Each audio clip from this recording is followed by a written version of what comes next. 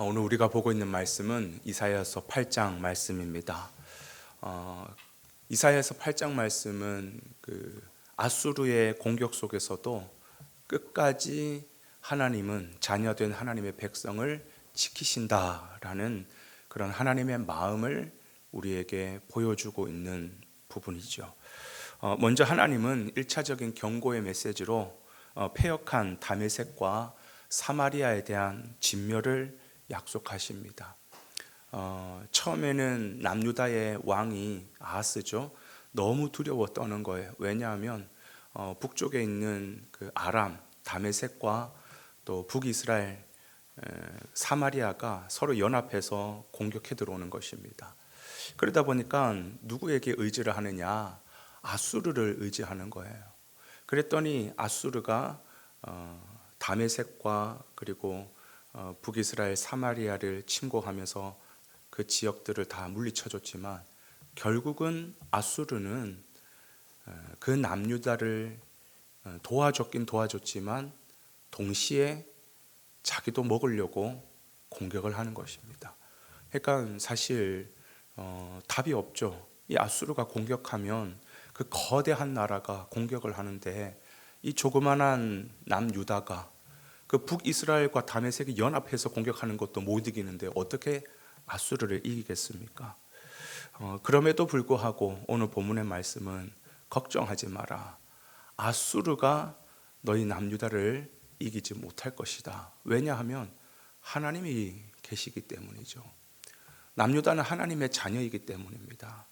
그렇기 때문에 우리도 이 세상을 살아가면서 세상 앞에서 참 거대한 세력들, 우리의 힘으로 이길 수 없을 것 같은 세력들, 여러분 그것이 우리를 집어삼키지 못합니다. 왜냐하면 우리에게는 하나님이 계시기 때문이죠. 오늘 본문 8절에도 그렇게 얘기하죠. 우리가 살아날 수 있는 비결이 뭐냐? 전장에도 그 메시지가 계속해서 나오는 것처럼 결국은 임마누엘의 은혜 때문이다 라는 것이죠. 임마누엘의 의미가 뭡니까? 하나님께서 우리와 함께 하신다라는 것이죠. 그러니까 남유다가 아무리 작을지라도 아무리 연약할지라도 그 아수르가 유다를 이기지 못할 것이며 다메섹과 사마리아가 유다를 이기지 못하리라고 말씀하시는 것입니다. 그러나 남유다가 이 가운데서도 분명히 기억하고 깨달아야 될 것은 뭐냐 하면 하나님은 우리와 함께 하시는 하나님, 임마누엘의 하나님이지만 하나님은 절대로 함께 하실 수 없는 하나의 대상이 있습니다. 그건 뭐냐면 바로 죄이죠, 죄. 그래서 하나님의 택함 받은 백성이라 할지라도 끝까지 이 백성이 죄를 붙잡고 죄와 결탁되어서 죄를 향해서 나아가게 되면 하나님은 심판하실 수밖에 없는 것입니다. 하나님은 그 메시지 하나, 죄에서 돌이켜라고 하는 그 메시지를 주시기 위해서 이렇게 이사야라는 선지자를 세우셨고 이사야를 통해서 이렇게 아주 긴 메시지를 전해주고 있는 것입니다. 14절에 보니까 이렇게 말씀합니다. 그가 성소가 되시리라. 그러나 라고 표현하죠. 그러나 이스라엘의 두 집에는, 두 집이라고 하는 것은 남유다와 북이스라엘을 말하는 거죠. 이스라엘의 두 집에는 걸림돌과 걸려 넘어지는 반석이 되실 거라는 거예요. 분명히 우리 하나님은 성소가 되신다. 우리 가운데 거처를 두시고 우리 가운데 함께 하시는 임마누엘의 하나님이 되신다. 성소가 되신다. 그렇게 말씀하시면서도 바로 이어서 나오는 그 표현이 뭐냐면 그러나라는 표현을 쓰잖아요. 그죠? 그러나 남유다야, 북이스라엘아, 너희도 죄를 포기하지 않고 죄를 끝까지 붙잡으면 너희도 예외 없다라는 것이, 너희도 어쩔 수 없다라는 거예요. 죄인이라고 한다면 그 사람이 죄와 결탁되어 있는 상태를 죄인이라고 말하잖아요. 그죠? 하나님 그 죄인 자체를 미워하는 게 아닙니다. 죄를 심판하시는 거예요. 죄를 터뜨리시는 거예요. 죄를 완전히 박살내시는 거예요. 그런데 그 사람이 죄와 함께 결탁되어 있으면 마지막에 그 죄를 심판하실 때 그 사람도 같이 죽는 거잖아요.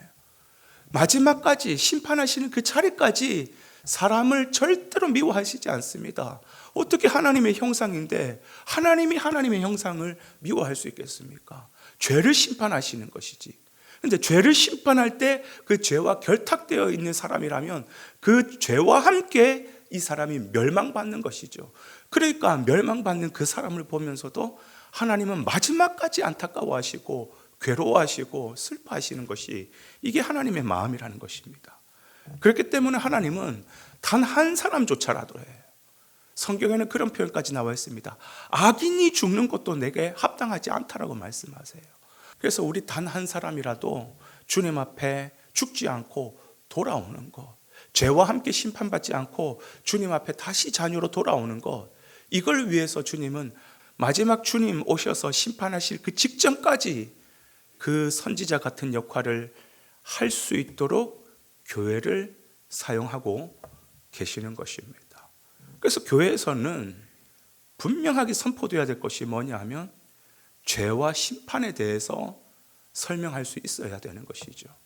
그렇습니다. 그래서 우리에게 권면하시는 경고는 반드시 해야 할 것과 절대로 하지 말아야 될 것에 대해서 우리에게 말씀하고 있는데요.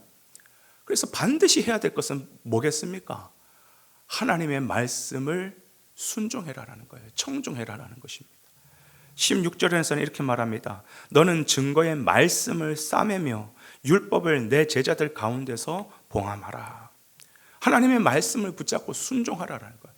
이 말 들어야 산다라는 것이죠. 그의 반면에서 절대로 백성들이 하지 말아야 할 것은 뭐냐? 19절에 보면 이렇게 말합니다. 어떤 사람이 너희에게 말하기를 주절거리며 속삭거리는 신접한 자와 마술사에게 물으라 하거든 백성이 자기 하나님께 구할 것이 아니냐. 세상 사람들처럼 죄를 향하여서 더 신접한 자들, 그 귀신 마귀들, 그들이 역사하는 그 가운데 들어가지 말고 너가 내 백성이면 아버지 되시는 하나님께 물어야 될 게 아니냐. 하나님께 구하고 하나님께 기도해야 될 것이 아니냐. 절대로 세상의 죄 가운데 사단 마귀가 기뻐하는 곳으로 깊이 들어가지 말라고 말씀하는 것입니다. 그러고 보면 우리의 삶, 우리의 인생이라고 하는 것은 세상 사람들이 막 복잡하게 생각하는데 여러분 진리는 복잡하지 않습니다. 진리면 진리일수록 더 심플한 거예요.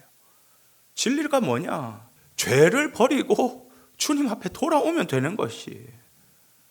여러분 우리 인생이 왜 복잡하냐? 죄가 들어오기 때문에 하나님 진리는 내가 분명히 알고 있거든요. 이건 하지 말아야 되고 이건 해야 되는 걸 아는데 죄가 들어오니까 이걸 뒤집어 놓는 거예요. 해야 되는 거는 하기 싫고 하지 말아야 될 것은 하고 싶고, 그러니까 내 안에서 벌써 이게 꼬여버리는 거예요. 그러니까 꼬이니까 인생이 복잡하는 거죠. 그러나 우리가 진리 앞에 딱 서서 진리의 말씀을 받아들이면 인생은 절대로 복잡하지 않습니다. 뭐냐? 해야 할 것은 하면 되고, 뭐예요? 말씀 붙잡으면 되고, 말씀 순종하면 되고, 하지 말아야 될 건 뭐예요? 죄 가까이 가지 말라라는 거예요. 그렇죠?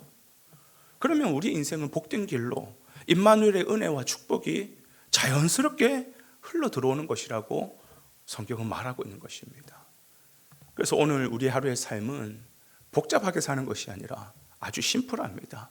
죄는 멀리 하시고 주님 가까이 하시는 그런 귀한 복된 하루가 되셔서 오늘도 주님 주어주시는 놀라운 은혜와 복으로 충만하시는 귀한 하루가 되시기를 주님의 이름으로 축복을 드립니다.